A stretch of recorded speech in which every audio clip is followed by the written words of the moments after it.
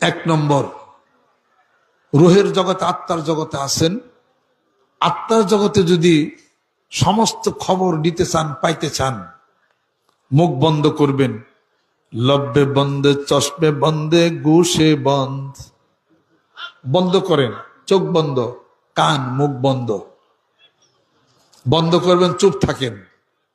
রাত্রিতে শোয়ার সময় সূরা আল বাকারার শেষ দিয়া শরীফ তেলাওয়াত করবেন, আমানার রাসূল বিমা উনজিলা ইলাইহি মির রাব্বিহি ওয়াল মুমিনুন।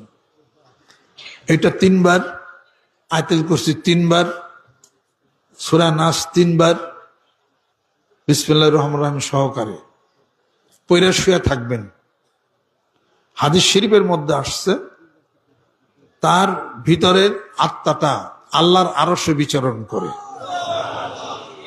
সব খবর সব আইসা জমবো।